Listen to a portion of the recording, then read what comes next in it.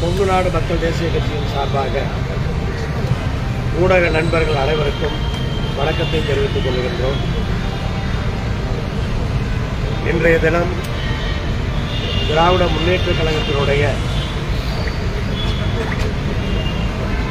கூட்டணி குறித்து பேசுகின்ற குழுவோடு நான் எங்களுடைய துணை பொதுச் செயலாளர்கள் சக்தி கோச் நடராஜ், ஏகேபி சின்ராஜ், நித்யானந்தம், என்னுடைய இளைஞரணி செயலாளர் சூரியமூர்த்தி, கொள்கை பரப்பு செயலாளர் அசோகன் ஆகிய அனைவரும் இரண்டாம் கட்டமாக பேச்சுவார்த்தை நடத்தினோம்.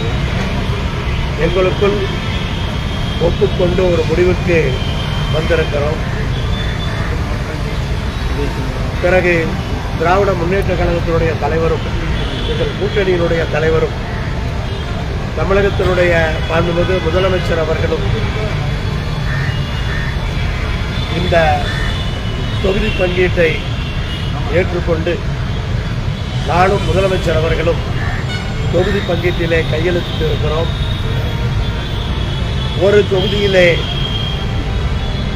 2019 போலவே போட்டியிடுவது என்றும், அதே நாமக்கல் தொகுதியிலே போட்டியிடுவது என்றும் முடிவு செய்யப்பட்டு அதுக்கான ஒப்பந்தத்தை கையெழுத்திட்டு இருக்கிறோம். தமிழ்நாடு, பாண்டிச்சேரி உட்பட 40 தொகுதிகளிலுமே எங்கள் கூட்டணி வெற்றி வாகை சூடும். வெகு வேகமாக ஒவ்வொரு கூட்டணி கட்சியினுடனும் தொகுதி பங்கீடு முடிந்து கொண்டிருக்கிறது. விரைவில் எங்களுடைய பணிகளை தொகுதியிலே துவக்குவோம்.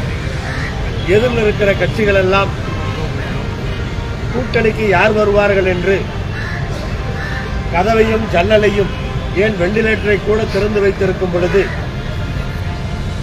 எங்களுடைய கூட்டணி என்பது ஒரு முடிவான கூட்டணியாக, தொடர்ந்து பயணிக்கின்ற கூட்டணியாக, எல்லோரும் ஒன்று சேர்ந்து தமிழகத்தினுடைய நலனுக்காக, தமிழக மக்களுடைய பாதுகாப்பிற்காக, தமிழக மக்களுடைய வளர்ச்சிக்காக பாடுபடுகின்ற உறுதியோடு பயணித்துக் கொண்டிருக்கிறோம். எல்லோரும் எதிர்பார்ப்பது போல அனைத்து தொகுதிகளிலுமே எங்கள் கூட்டணி ஒரு மகத்தான வெற்றியை பெறும்.